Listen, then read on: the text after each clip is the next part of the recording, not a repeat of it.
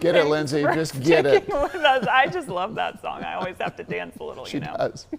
In about an hour, Beyond Sports and NC Fusion is going to be cutting the ribbon on a brand new facility that's all about leveling the playing field. Yeah, the facility will house free athletic equipment for low-income families in the Triad. But before the big event kicks off at 10:30, the co-founder of Beyond Sports made time to join us today. Please welcome Michaela Amadon with us today. Good morning, and thanks for being with us.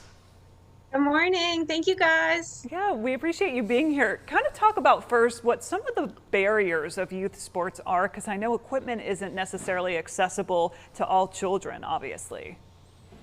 Yeah, when you talk about youth sports, it's really about the opportunities that there are and also the costs associated with it. For families in low income areas, you really think about, like, are there opportunities in those, and what are some of the barriers that they face? And cost of equipment is one of those.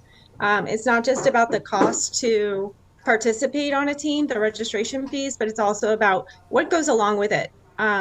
And equipment is one of those massive barriers. I'll give you an example. My son plays lacrosse. Lacrosse requires a helmet. It requires elbow pads, gloves, a chest plate, and cleats, and a stick. And that can total over close to $1,000. So when you think about someone who's struggling to just afford life, that's really a cost that's going to prohibit them from ever getting signed up in the first place. I couldn't agree with you more. My son also involved in a lot of team sports too, and it can add up very, very quickly. So where did this vision come from, the warehouse, for just really helping these kids out in the community?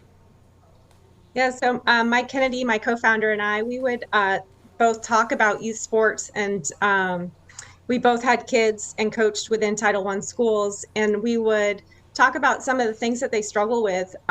For middle school sports, for a lot of kids, that's the first time that they can play on a sports team. Mm-hmm.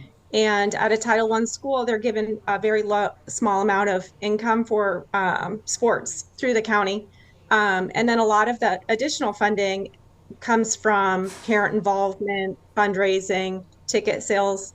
And at a low income school, they're not going to have those same resources to invest back into the sports team. And so you really see that play out in Title I schools, where if they don't have money for uniforms, then they're not able to fill the team. Or if the sport requires, like softball requires a mouth shield, mm-hmm. Those cost $25 each. So if you have a team of 15, 20 athletes, that's really a barrier that makes it a disadvantage for some of those low income schools. For Swan Middle School, they were using 3 different jerseys to make up 15 kids to play on a soccer team. And their jerseys didn't match. And so when you think about that experience that they have at a middle school, you want them to have pride in their sport, and you want them to feel like they belong out there. And so just trying to create opportunities for sports equipment to not be a barrier or not be a challenge that they don't feel like they deserve to be there. And so how will this specific resource kind of bridge that gap and help out? We've been able to supply uniforms, sports equipment to different middle schools and elementary schools to give kids opportunities. Through Beyond Sports, we do intentional opportunities for kids to play. And so we work within the recess time. A lot of what we're giving to classrooms is recess bags. So when you think about kids going out to recess, what equipment do they have to play? Soccer balls, basketballs, just making sure that kids have those opportunities, making sure that the equipment is accessible to them. And then middle school, if you only have 15 jerseys, you can only invite 15 kids to play. But if you have 25 jerseys, more kids get to participate. And once kids are on a sports team, we see that their grades increase, their attendance increases, and their behavior improves.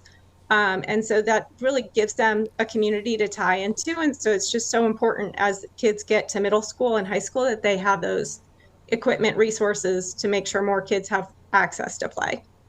Michaela, we only have a few seconds left, but I want to make sure that you can tell our viewers how they can help. How can they donate to the program? Yeah, so they can go through our website. They can donate online. We have Amazon wish lists that they can click on for all of the different resources that we collect for, or they can drop off new and used sports equipment. We just ask that it's functional and safe. But if you've got a garage full of equipment that you are no longer using, your kids have outgrown, let us use that equipment to get it back into the schools and back into hands for kids to play.